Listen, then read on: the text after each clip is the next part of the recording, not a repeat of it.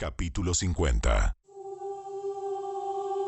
José se abrazó al cuerpo de su padre y lloró y lo besó. Después ordenó a los médicos que estaban a su servicio que embalsamaran el cuerpo de su padre, y Jacob fue embalsamado. El proceso para embalsamarlo llevó 40 días, que es el tiempo habitual, y los egipcios guardaron luto por Jacob durante 70 días. Cumplido el periodo de luto, José se acercó a los consejeros del faraón y les dijo: Les ruego que me hagan el favor de hablar al faraón por mí. Díganle que mi padre me hizo pronunciar un juramento. Me dijo: escucha, yo estoy a punto de morir. Lleva mi cuerpo de regreso a la tierra de Canaán y entiérrame en la tumba que preparé para mí mismo. Por lo tanto, le ruego que me permita ir a enterrar a mi padre. Y después del entierro, regresaré sin demora. El faraón concedió la petición de José y le dijo: Ve y entierra a tu padre, tal como él te hizo prometer. Entonces José partió para enterrar a su padre. Lo acompañaron todos los funcionarios del faraón, todos los ancianos de la casa del faraón y todos los oficiales de alto rango de Egipto. José llevó a los de su propia casa y a sus hermanos y a los de sus casas, pero dejó en la tierra de Gosén a los niños pequeños y a los rebaños y a las manadas. Una gran cantidad de carros de guerra con sus conductores acompañaron a José. Cuando llegaron al campo de trillar de Atad, cerca del río Jordán, llevaron a cabo un gran servicio conmemorativo muy solemne, con un período de 7 días de luto por el padre de José. Los cananeos que vivían en ese lugar los observaron lamentarse en el campo de trillar de Atad, y luego cambiaron el nombre del lugar, situado cerca del Jordán. Lo llamaron Abel Mizraim, porque dijeron: Este es un lugar de gran lamento para estos egipcios. Así que los hijos de Jacob hicieron tal como él les había ordenado. Llevaron su cuerpo a la tierra de Canaán y lo enterraron en la cueva que está en el campo de Macpela, cerca de Mamre. Esa es la cueva que Abraham le había comprado a Efrón, el hitita, como lugar de sepultura permanente. Después de haber enterrado a Jacob, José regresó a Egipto junto con sus hermanos y todos los que lo habían acompañado al entierro de su padre. Pero ahora que su padre había muerto, los hermanos de José tuvieron temor y se decían: Ahora José mostrará su enojo y se vengará por todo el mal que le hicimos. Entonces enviaron a José un mensaje que decía: Antes de morir, tu padre nos mandó que te dijéramos: por favor, perdona a tus hermanos por el gran mal que te hicieron, por el pecado de haberte tratado con tanta crueldad. Por eso nosotros, los siervos del Dios de tu padre, te suplicamos que perdones nuestro pecado. Cuando José recibió el mensaje, perdió el control y se echó a llorar.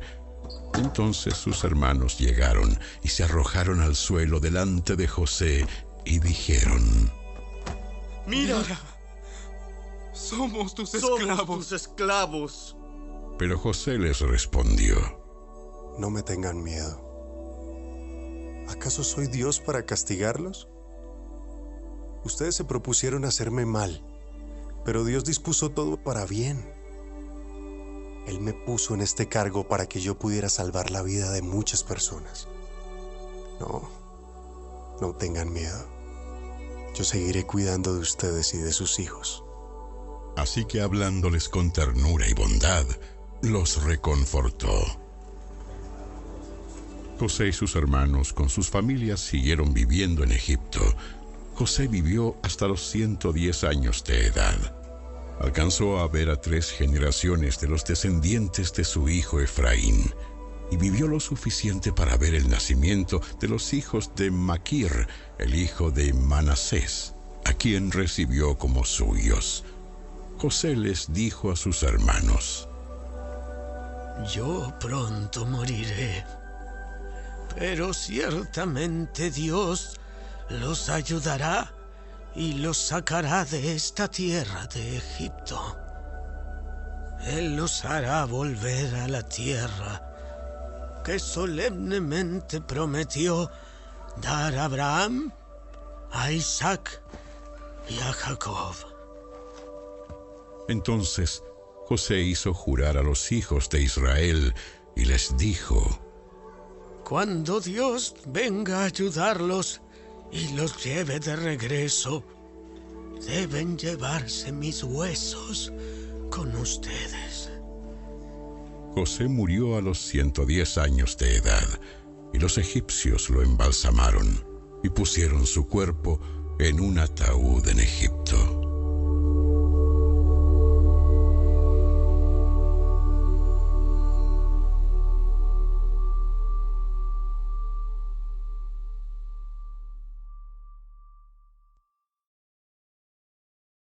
El libro del Éxodo, capítulo 1. Estos son los nombres de los hijos de Israel, es decir, Jacob, que se trasladaron a Egipto con su padre, cada uno con su familia: Rubén, Simeón, Leví, Judá, Isaacar, Zabulón, Benjamín, Dan, Neftalí, Gad y Aser. En total, Jacob tuvo 70 descendientes en Egipto, incluido José, quien ya se encontraba allí. Con el tiempo, José y sus hermanos murieron y toda esa generación llegó a su fin. Pero sus descendientes, los israelitas, tuvieron muchos hijos y nietos. De hecho, se multiplicaron tanto que llegaron a ser sumamente poderosos y llenaron todo el territorio. Tiempo después, subió al poder de Egipto un nuevo rey que no conocía nada de José ni de sus hechos. El rey le dijo a su pueblo: ¡Miren! El pueblo de Israel ahora es más numeroso y más fuerte que nosotros. Tenemos que idear un plan para evitar que los israelitas sigan multiplicándose. Si no hacemos nada y estalla una guerra, se aliarán con nuestros enemigos, pelearán contra nosotros y luego se escaparán del reino. Por lo tanto, los egipcios esclavizaron a los israelitas y les pusieron capataces despiadados a fin de subyugarlos por medio de trabajos forzados. Los obligaron a construir las ciudades de Pitón y Ramsés como centros de almacenamiento para el rey. Sin embargo, cuanto más los oprimían, más los israelitas se multiplicaban y se esparcían, y tanto más se alarmaban los egipcios. Por eso los egipcios los hacían trabajar sin compasión. Les amargaban la vida forzándolos a hacer mezcla, a fabricar ladrillos y a hacer todo el trabajo del campo. Además eran crueles en todas sus exigencias.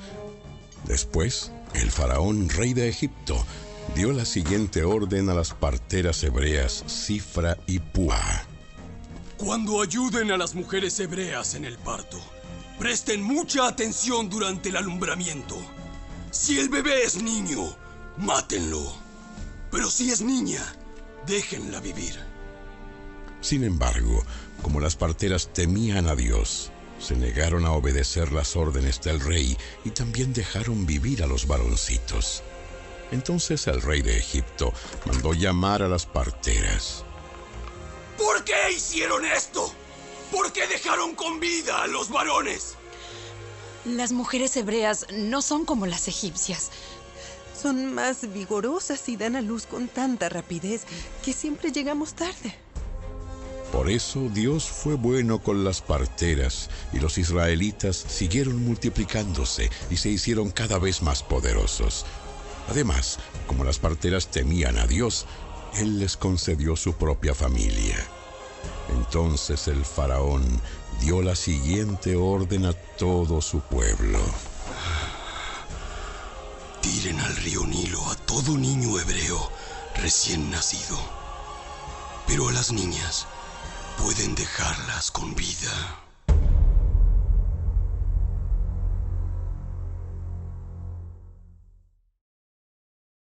Capítulo 2. En esos días, un hombre y una mujer de la tribu de Leví se casaron. La mujer quedó embarazada y dio a luz un hijo. Al ver que era un niño excepcional, lo escondió durante 3 meses. Cuando ya no pudo ocultarlo más, tomó una canasta de juncos de papiro y la recubrió con brea y resina para hacerla resistente al agua. Después puso al niño en la canasta y la acomodó entre los juncos a la orilla del río Nilo. La hermana del bebé se mantuvo a cierta distancia para ver qué le pasaría al niño. Al poco tiempo, la hija del faraón bajó a bañarse en el río y sus sirvientas se paseaban por la orilla. Cuando la princesa vio la canasta entre los juncos, mandó a su criada que se la trajera. Al abrir la canasta, la princesa vio al bebé. El niño lloraba y ella sintió lástima por él. Oh, seguramente es un niño hebreo. Entonces la hermana del bebé se acercó a la princesa. ¿Quiere que vaya a buscar a una mujer hebrea para que le amamante al bebé? Sí, consigue a una. Entonces la muchacha fue y llamó a la madre del bebé. Toma a este niño y dale el pecho por mí. Te pagaré por tu ayuda. Así que la mujer se fue con el bebé a su casa y lo amamantó. Años más tarde, cuando el niño creció, ella se lo devolvió a la hija del faraón, quien lo adoptó como su propio hijo y lo llamó Moisés, pues explicó: Lo saqué del agua.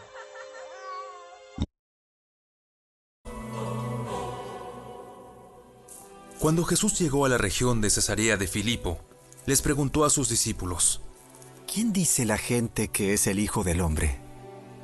Bueno, algunos dicen Juan el Bautista, otros dicen Elías y otros dicen Jeremías o algún otro profeta. ¿Y ustedes? ¿Quién dicen que soy? Simón Pedro contestó: Tú eres el Mesías, el Hijo del Dios viviente. Bendito eres, Simón, hijo de Juan, porque mi Padre que está en el cielo te lo ha revelado. No lo aprendiste de ningún ser humano.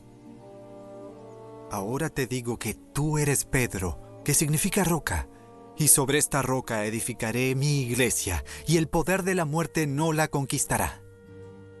Y te daré las llaves del reino del cielo.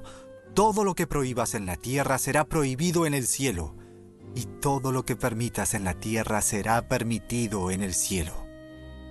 Luego advirtió severamente a los discípulos que no le contaran a nadie que él era el Mesías. A partir de entonces, Jesús empezó a decir claramente a sus discípulos que era necesario que fuera a Jerusalén, y que sufriría muchas cosas terribles a manos de los ancianos, de los principales sacerdotes y de los maestros de la ley religiosa. Lo matarían, pero al tercer día resucitaría. Entonces Pedro lo llevó aparte y comenzó a reprenderlo por decir semejantes cosas.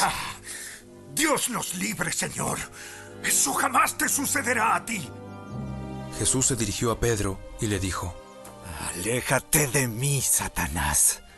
Representas una trampa peligrosa para mí.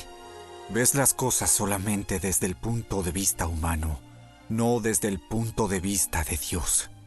Luego Jesús dijo a sus discípulos: Si alguno de ustedes quiere ser mi seguidor, tiene que abandonar su propia manera de vivir, tomar su cruz y seguirme.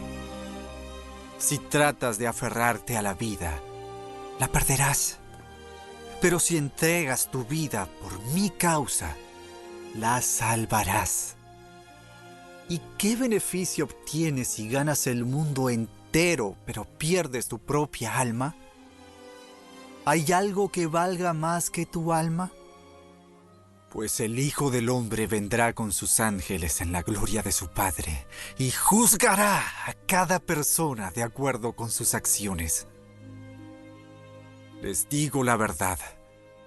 Algunos de los que están aquí ahora no morirán antes de ver al Hijo del Hombre llegar en su reino.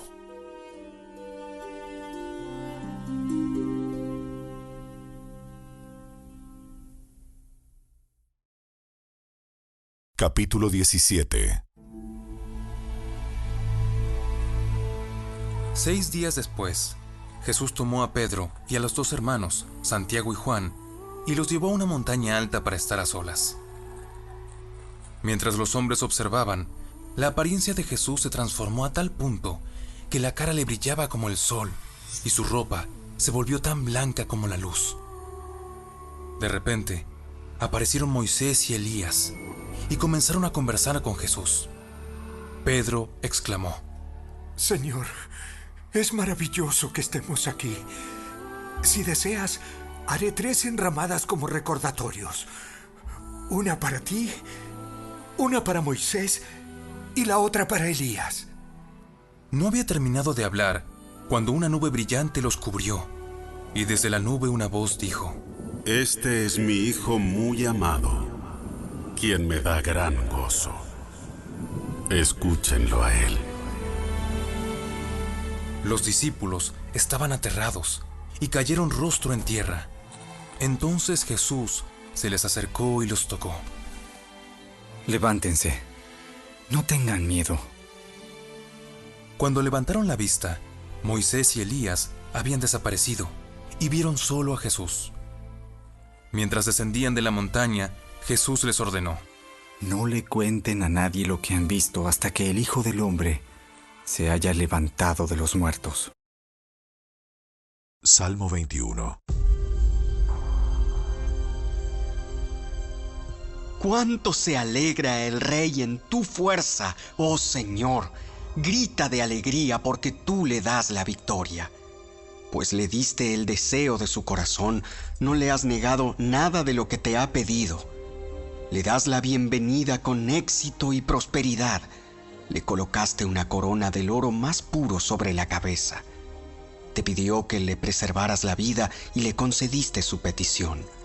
Los días de su vida se alargan para siempre. Tu victoria le da mucha honra y lo has vestido de esplendor y majestad. Lo has dotado de bendiciones eternas y le has dado la alegría de tu presencia. Pues el rey confía en el Señor. El amor inagotable del Altísimo cuidará que no tropiece. Capturarás a todos tus enemigos, con tu poderosa mano derecha atraparás a todos los que te odian. Cuando te manifiestes, los arrojarás a un horno en llamas. En su enojo, el Señor los consumirá. El fuego los devorará. Borrarás a sus hijos de la faz de la tierra. Nunca tendrán descendientes.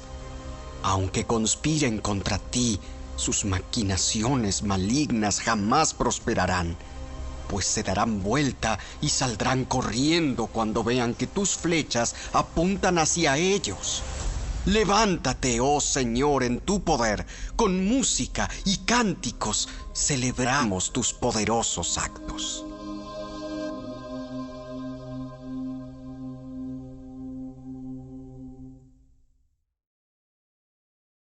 Capítulo 5. Hijo mío, presta atención a mi sabiduría. Escucha cuidadosamente mi sabio consejo. Entonces demostrarás discernimiento, y tus labios expresarán lo que has aprendido. Pues los labios de una mujer inmoral son tan dulces como la miel, y su boca es más suave que el aceite.